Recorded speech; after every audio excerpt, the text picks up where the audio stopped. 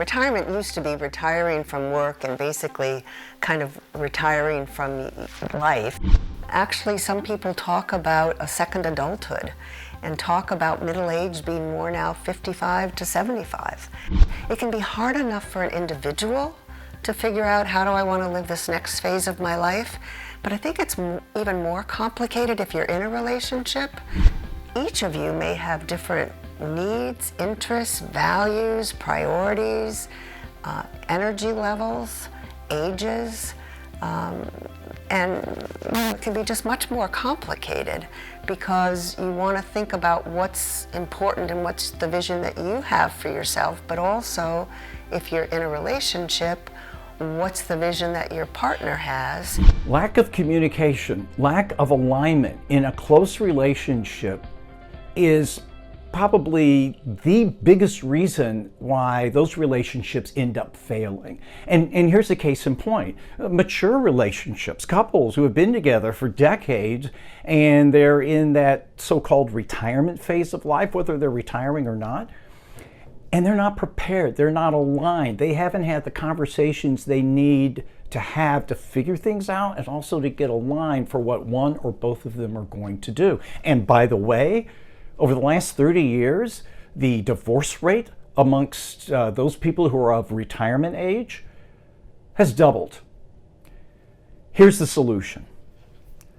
My interview guest today is Dorian Mintzer. Now, in the first place, in terms of retirement coaching and viewing retirement age, this second half of life entirely differently, she is one of the top people in the field, one of the most highly regarded authors, speakers, coaches, therapists.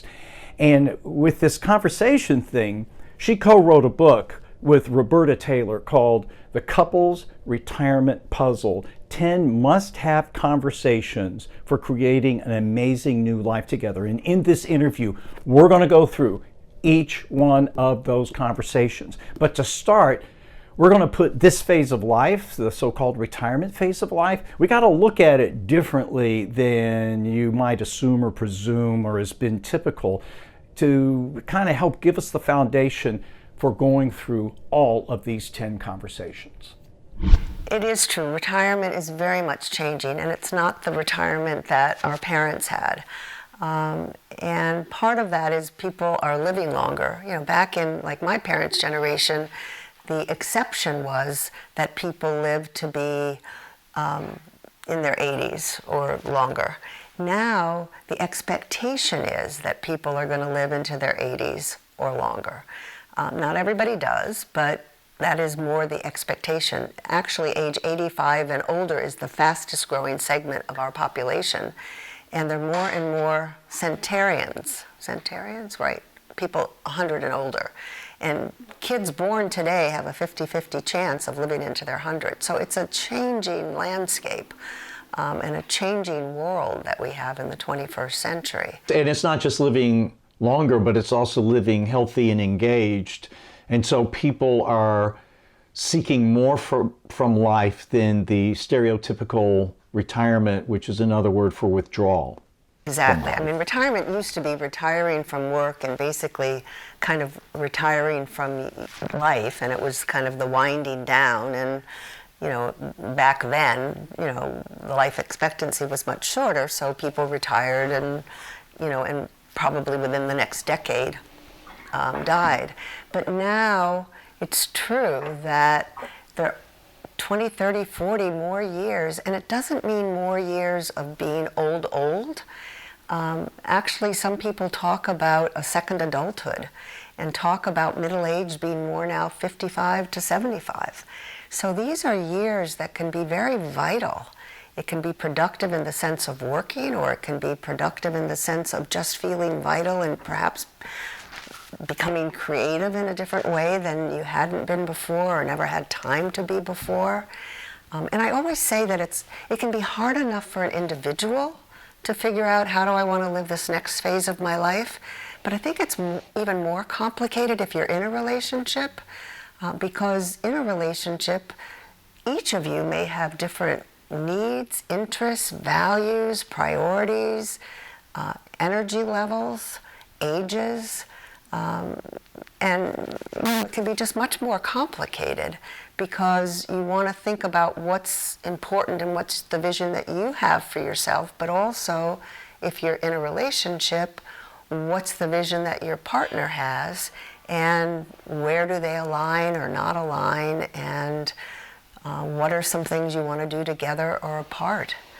And that brings us to the crux of this. And first of all, from your previous interview and for this interview, it really is stunning for all of us to realize that we are approaching this major, we plan our childhood, we plan college, we plan career, we plan family, and we get toward retirement, and there are just so many of these ill-founded or even wrong assumptions and things that aren't addressed and thought about. So in the other podcasts that we have on Pro Boomer with you, it is certainly talking about how to start looking and planning and thinking about how to live your life, or if you're in retirement and finding that it's not worthwhile, what you have to do.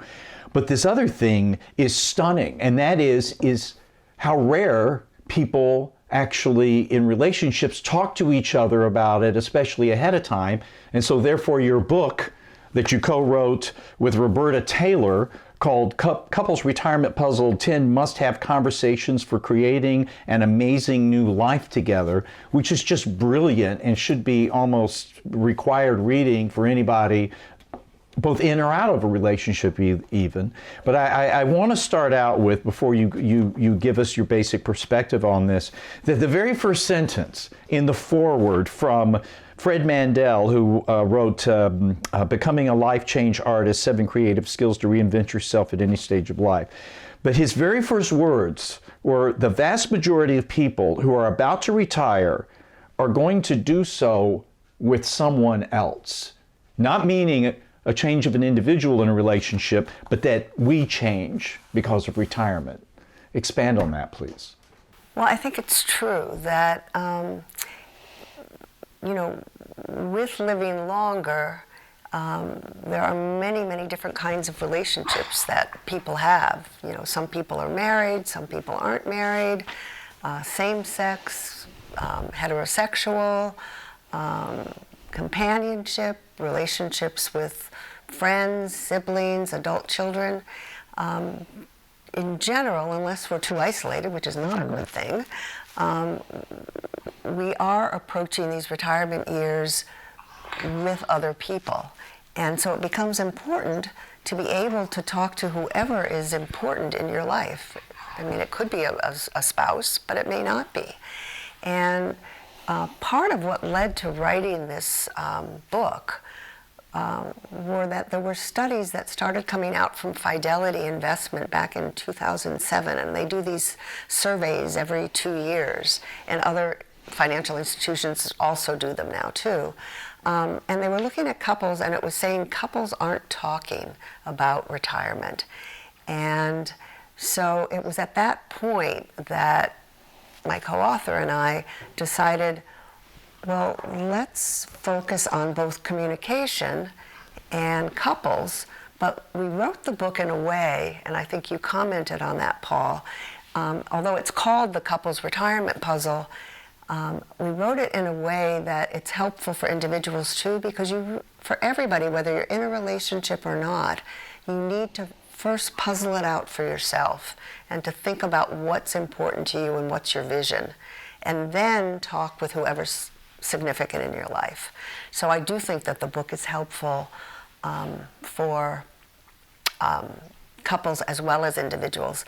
And Fred Mandel in the foreword actually also said he thought the book should be given to newlyweds, because even though newlyweds aren't thinking about retirement, learning how to communicate together and being able to set goals and have dreams and figure out how to negotiate what's important to each of you is important to learn way back at the beginning. And it might actually help the divorce rate if people were able to communicate better. So that's part of what influenced the book. And I really like thinking about life as a puzzle.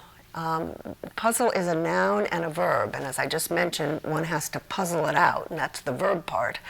But if you think about it, that there are all these puzzle pieces of life, and they're not going to fit together perfectly like a jigsaw puzzle, but they impact each other. And so as we wrote the book, we decided that we wanted to use,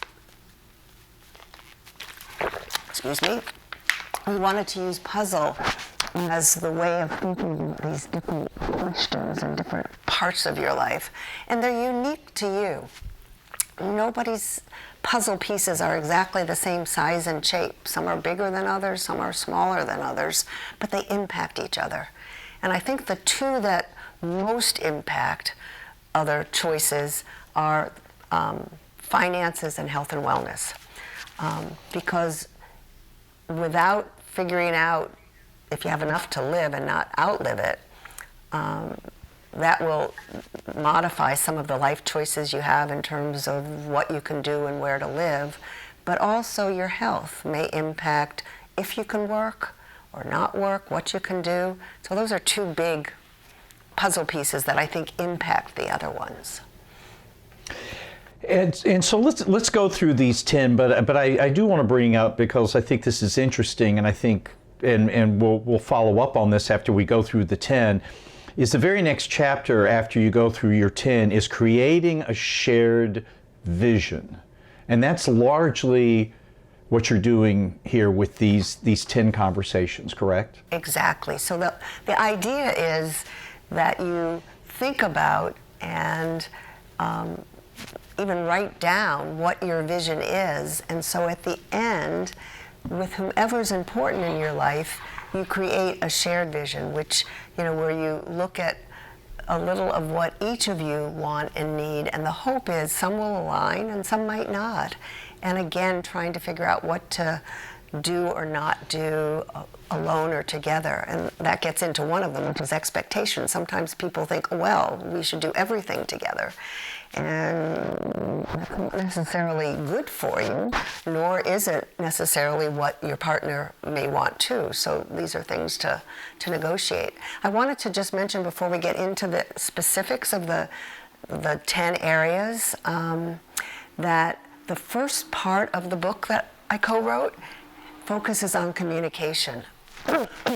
Because what we began discovering, both from our own clients as well as focus groups, is that there are a number of reasons that people weren't talking. One is people's lives are just so busy, particularly if one or both are working or you're raising a family, like finding time. Sometimes people put more time into talking about vacation than they do into thinking about, what's this next stage of life going to be like? Another is not wanting to open up Pandora's box. There may be this sense that I know we're going to disagree, and I don't even want to go there. And so people avoid it. Sometimes people just even assume that they know what the other's thinking, and so they say, we don't need to talk about it. And then suddenly, it gets to be the time of retirement, and they discover, assumptions aren't necessarily accurate. And I always say assumptions can get you into hot water. And the other is sometimes people just don't know how to have some of these difficult conversations. So the whole first part of the book is how to have courageous, difficult, and important conversations, how to listen to each other, how to bring difficult things up, how to problem solve, how to negotiate. So let's go into the 10 must-have conversations. Number 1, if and when and how to retire. And that's a biggie. I mean, since the concept of retirement is changing, and most industries no longer have a mandatory retirement age, it becomes a personal choice. Now, there are some industries, as I said, that do have mandatory retirement ages, and that's a whole different set of things of preparing for it. But the jury's not out of, if you're in a relationship and you're both working, should you retire at the same time or a separate time? Some people say it's better to retire at the same time, and then you're able to, kind of adjust simultaneously. Other people say it's really better to do it separately. The jury's not out, and there's so many variables in relation to it. And I think it becomes important to talk about. There may be different ages if you're in a relationship. It may be that It's not unusual that if it's a heterosexual relationship that the wife maybe was out of the labor force for a little while when children were younger, if you have children, and it's not unusual that a woman might be reaching her prime in her work when her husband's ready to wind down.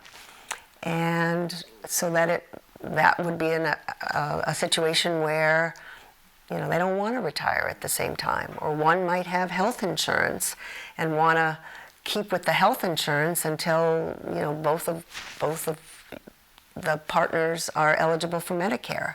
So there's so many factors, and some people are burned out from what they are doing. Some people love what they're doing. Some love what they're doing, but they want to do it in a different way, maybe phasing out or working part-time. And it may be possible. I encourage people always, if you like what you're doing and you like where you're working, but you don't want to do it full-time anymore, you have nothing to lose to talk with your employer about, is it possible to make it part-time? Or is it possible to retire from the position you have and then perhaps be able to be a consultant or do some mentoring? So the bottom line here is to get together and begin discussing when, and then the how is what it looks like? Exactly. What we want our life to be like? Is that what the how is? Yeah. I mean, not specifically all of the aspects of the how, but in terms of the timing of retirement, it may be, how do we want to do, these beginning years? If we're retiring separately, what will it mean if I'm still working and you're not? So number 2, let's talk about money, finances without fighting. I tell you, that could be a book in and of itself. Finances without fighting. And there are ways, and again, some of the communication techniques that are mentioned earlier in the book talk about how to have these money conversations. Money, I always say money, sex, and death in our society are often very complicated issues for people to talk about.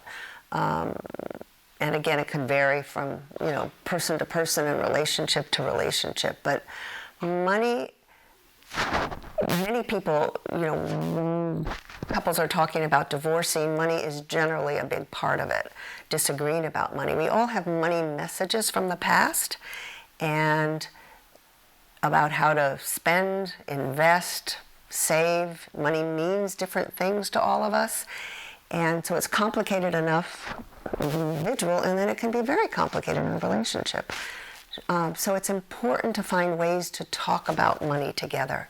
And I'm also a firm believer, no matter how much or how little money you have, it is very important to talk to a financial planner so you have some reality.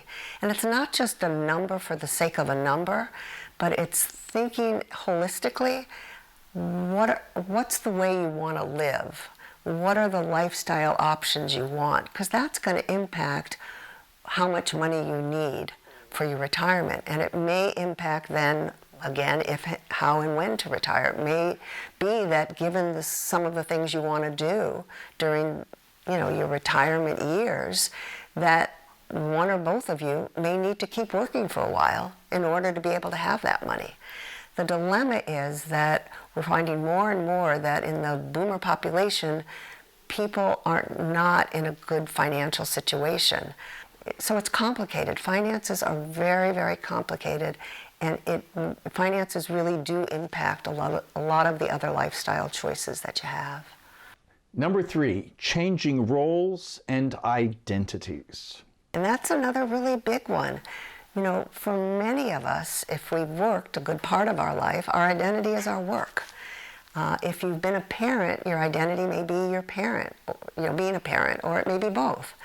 But as we approach the pre-boomer and boomer years, and as you're beginning to think about changes in working or how you're working or how much, and also if you've had children and if your children are growing and they're kind of being launched, I think there are a lot of parallels between the empty nest and also retiring from work. It's very important to think about who am I in different ways. What's my identity?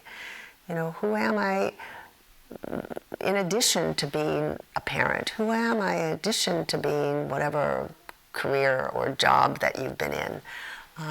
What are other identities that I want to develop for myself? What are things that maybe had to be put on the back burner? So I think, thinking about changing roles and identity is really very important for people. In addition, if one or both aren't working, and you had a way, literally, of roles and household responsibilities at home, it's time that you may want to rethink that. If suddenly you're both home, and you felt good about how things were being divided, that's fine. I don't usually hear that that's the case because, again, it's a stereotype, but oftentimes women say that even if they're working outside of the home, that still more falls on them. I think it's changing in younger generations a little, but not so much, I think, in the boomer and beyond population. So it becomes important to think about who's going to do what. And sometimes it's helpful to think, what are the things you like to do? What are the things you don't like to do? And, sometimes it works out in couples to be able to divide it that way. If finances alone, it's always helpful to have, somebody that maybe their expertise is the cleaning or organizing or doing things, and you're helping them have work, and it takes some of the pressure off you, but not everybody can afford that. So it becomes important to think about, what are each of you going to do so that there's not a whole lot of resentment that's building between the two of you. All right, number 4, time together and time apart. Another biggie. If you think about it, when people are working, it's built in, unless you're in a family business and working together or working at home. But in general, you get up, you go to work, maybe both of you do, and there's time together and time apart. If one or both isn't working or not working in the same way, again, this is an important area to discuss. And assumptions and expectations can really wreak havoc here. I've seen situations where one person expects the other is going to want to spend all their time together, and the other doesn't view it that way and wants to have time with other friends or time at the gym or maybe do an encore career. And it can lead to a lot of disagreement and fights. One couple, as an example, both worked. They had a routine where, after work she tended to work longer hours. He'd go out with friends. They'd come home. They'd have dinner together. And she finally decided she really didn't want to work full time anymore. So she cut back to part time. In her head, the idea was she was going to come home, she was going to make this great dinner, and her husband would come home, and they'd have this lovely evening together. They never communicated that. So she's home and making these wonderful meals. He does what he was doing before. His assumption was she really wanted to work less because she just wanted time to herself. So he still went out with the buddies after work, and he'd come home and couldn't figure out why she had already eaten and why she was angry at him. And it just went on, and they fought. And finally, they sat down and talked and realized how discrepant their expectations were, and they worked it out. So a day or two a week he was with friends and she made plans with her friends, and then the other days they had meals together, and they even found a course they liked to take. But it's important to talk about things, because if you go on assumptions, it can lead to really upset and hurt. So number 5, intimacy and romance. All of these are important ones. I keep saying there's another biggie, and it's another one that's important. And again, people think that, somehow as we get older, we don't think about intimacy and romance. Not true at all. I remember, I think it was a Hallmark book or card or something I saw many, many years ago that said sex over 60, and you opened it and it was blank. Well, it's not true. If you think about it, we need touch from birth to death. We need intimacy, emotional intimacy and physical intimacy. And it is true, our bodies change, desires change, but there are so many ways of being able to share and express love for a partner. If you're suddenly single by divorce or widowhood, life does not end. If you're single by choice, we all need and want relationships. And so it is important to recognize that some of what you're able to do or what may interest you may change as you get older. Some people say that actually, lovemaking and sexuality and sensuality as we get older is even better because there's no inhibitions and there's not so much pressure. So be open to the fact that, we all need and want intimacy, emotional and physical or spiritual. Sensuality is spiritual. Our bodies and our minds are interconnected, so it's not all downhill. There's a whole chapter on that, and there are many books written about it. So it's a really important area, I think, for people individually as well as in relationships to be thinking about. There actually was a recent survey study done, and amazingly, the general age in which people said they had the most meaningful sex was like in their mid-60s, which was just amazing. So the point here is to make sure to talk about it and get on the same plane or know what each other's feelings are. Exactly. And, another piece of the hard reality is that, sometimes, again, because of these myths about growing older, people get embarrassed about admitting that they're still very sexual beings and creatures. And so sometimes people don't want to bring up questions or issues to their doctors. And I've heard many stories where doctors don't want to ask questions because they're not always trained in talking about intimacy and sexuality. Okay, number 6, relationships with family. Again, this can be a very complicated one. There's so many demographic changes in our society. It can be your family, our family, long-term marriages, people together but not married, blended families. So it can get complicated of relationships and obligations to family. I hear many people tell me they're like 8 grandparents still alive, because of, remarriages and all. And people can disagree on what are the roles and responsibilities. And I think they differ in cultures and ethnic groups. Some people, really have a very strong family dictate that you take care of older parents, and some don't. And we live in a complicated world where people live all over the globe. And so if you have children, you can't necessarily count on they're going to be there for you. If you don't have children, it's even more important to build in what are the safety supports that are going to be there. Who can you count on? Who's in your community? Who's your extended family, that maybe your extended family by creation. We all need to kind of build community and family. And there can be many disagreements in couples about what the obligations and responsibilities are, of children that get divorced or, jobs that, end and people have to come back home. How much do you support them? It's where, the finances may play into it. And you may disagree. And it's important to really talk about this because it can create a lot of resentment. I've seen a whole continuum of how people deal with it. And it's just, again, there's no simple answer, but an important conversation to have.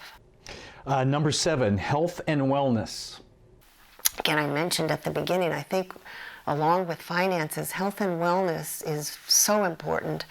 If hopefully we live long enough, the reality is that at some time or another, we may be caregivers for our partners or for siblings or for our children, for our parents. And it becomes very important to control the parts you can. So you want to try to stay as healthy as you can. One of the statistics that I do think is important is by the time you're 65, it's less about genes and more about lifestyle choices, attitude, taking care of yourself, exercising your body and brain, spirituality. I know I mentioned this in a prior podcast. So it's important to control the parts you can and to be as healthy as you can. But the reality is, as we get older, and some of you already may have chronic illnesses, which doesn't mean you can't live full and productive lives. And have the discussion with the person you're in a relationship with about how the two of you are going to do it, or what is that conversation? Yeah, the conversation can be around how we're each going to be taking care of ourselves. It's also, I think, helpful to have conversations around what if one or the other of us end up needing to be a caregiver for the other. Also, and some people like to put this off for later, but I think a really important conversation is about end-of-life issues and wishes. You know, the earlier you do it, and again, it can keep changing, just like any portfolio, you want to keep changing it, but it's so important to talk with your partner, with whoever's significant in your life, so you know what each other wants and needs, how each other defines quality of life, where things are. You know, I mean, life changes in a nanosecond. And what are the passwords? You know, we have digital worlds now. What are the passwords? Where are things? What are the account numbers? You know, it's important to have these kind of conversations and even have listings and files for each other, and having somebody else know where, you know, the material is. So if something happens to you and your partner, you know, things can be dealt with. Okay, number 8, choosing where and how to live conversation. Another one can be, you know, complicated because people may have different viewpoints. It's not unusual. You retire, one person says, oh, I want to go to Florida, or I want to go to Arizona, I want to go somewhere where it's warm if you live in a place that's cold, as I do in Boston. And the other person says, no way, you know, I don't want to be, I don't like being in wherever it is, Florida. I don't want to just play golf all the time. I want to be near the children or grandchildren or my nieces and nephews. So it can be very difficult and important conversations to have. You know, a lot of variables to talk about, and I think it's important to have these conversations.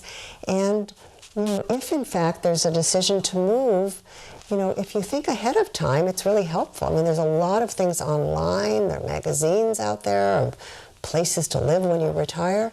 It's really great if you can visit places and kind of give it a dry run. A short vacation gives you a taste of it, but it might not help you know kind of what it's really like if you lived there. So if in fact you're thinking about moving and finances allowed it and time allowed it, you know, if you could spend, you know, a few weeks, a month in the place you're thinking about and see if it makes sense for you.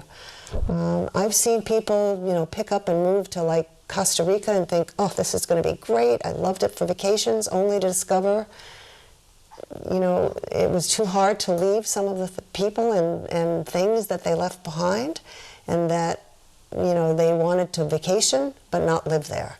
So important conversations to have and many resources to help you kind of explore, think about. Number 9, social life, friends, and community. What is that conversation? What do we need to talk about there? Okay, even in the best of relationships, we need other people. It's really important. The healthiest relationships are when you're interdependent, not just totally dependent on each other. But you may not see eye to eye. And so it is important to talk about maybe new friendships. This is a stereotype, but I hear many times that, and I see often, that it's harder for men to make friendships with people outside of work. Women, it seems easier, you know, either children, if you've had children, you know, often they're contacts. People, you know, many women talk about, you know, in the bathroom line or in the markets, you know, you start conversations and friendships can start. It's harder for men. And part of the conversation that I think is most important is, what is the expectation then if you're not working and if you don't have a network of friends? Are you then expecting that your wife's going to be the social secretary, or your partner or whomever's going to be the social secretary, or that, you know, you resent that she or he has a network of friends and you don't? So it becomes very important to develop separate friendships as well as shared friendships if you're in a relationship, and many areas to talk about. You know, sometimes people don't like each other's friends or don't like each other's family, and it becomes important to talk about, well, how are we going to negotiate this? You know, if it's the holiday and, you know, you don't happen to like my family or my friends, are you not going to come? How do we negotiate this?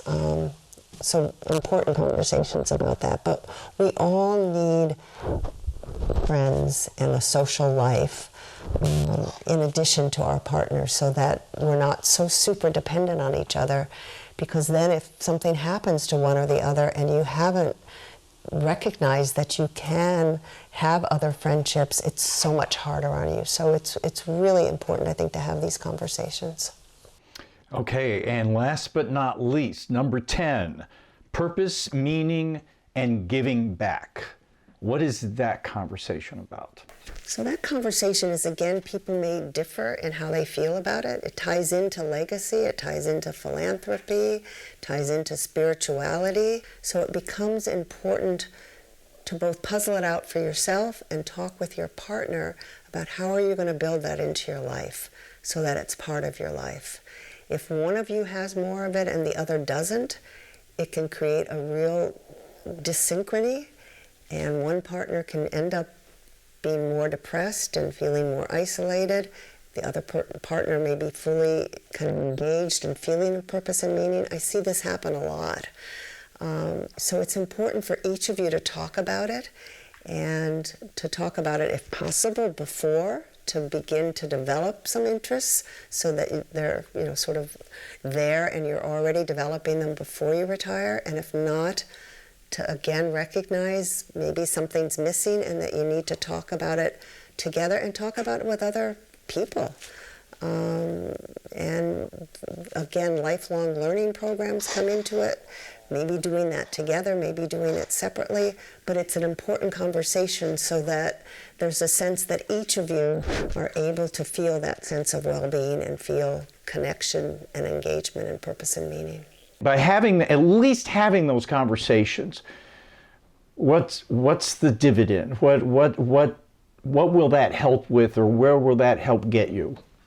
Okay, a couple of things. One, I also just want to mention that in the giving back, that it's not unusual as we reach this stage of life that many people talk about wanting to give back, kind of the shift from just doing to significance. And that's where maybe volunteering or mentoring or, you know, can fit into it. But the outcome of all of this, and, you know, some people talk about that it's great to each read the chapter, sometimes in cars, you know, when you're driving, the person who's not driving reads to the other and you kind of talk about it. And just to mention, in each chapter we don't call it homework, we call it fun work. Some suggestions of questions to ask each other, things to do. And the dividend, as you say, Paul, the outcome is you create what we like to call your individual vision and then a shared vision. So the idea is, you know, you've gone through these areas, and again, not all of the chapters and areas may pertain to you. It's not a book that you have to go through chapter by chapter. You know, you pick and choose what is relevant to you at, you know, where you are in life. But then you puzzle it out for yourself and you begin to create your vision of the kind of life that you'd like, the parts that you can have some control over during these retirement transition years, and hopefully your partner or significant other or whoever's important in your life does the same thing. And again, you come together and, you know, it can be really rewarding to kind of look, where are there similarities, where are there differences. You might want to put timelines on it. I mean, you're not going to do everything all at once, so it might be, you know, in order to I always like to say you want to create the space for the we of the relationship and make it be a win-win, so it's not a win-lose. So it may be, this year we do my idea, and then maybe next year or in 2 years we do your idea. Or we try to figure out, if finances warrant, that you can do such and such with your friends and I'll do something with my friends, and then we'll do something together next year. I mean, you're not going to align around everything. And again, health issues, energy issues, ages may mean there's some things you can't do together. You want to try to figure out and create this vision and appreciate what you can do together and what you can do apart, so that you can enjoy your life. And what I find is often when people do things separately, aren't just joined at the hip, they actually have more to bring back to each other, because then you can talk about what the experience was like. But the outcome is trying to create this kind of shared vision that, again, needs to be very flexible, needs to have timelines. You come back to it like a financial portfolio, trying to create and embrace and have as much of the kind of vital life that you want, but also taking into account that we're all getting older and things will change, but embrace what you can do now. The book is The Couple's Retirement Puzzle, 10 must-have conversations for creating an amazing new life together, and it is a new life. Dory, thank you so much. I know that for those people who take this on to one degree or another, it could be a really life-changing thing. Thank you so much. If you like this, there's a lot more on YouTube. Also, there's even more on newwayforward.com. That's newwayfwd.com. There you can subscribe. You'll get a free newsletter regularly. You'll get special updates, and you'll get a free download to help you step by step get going on your new way forward.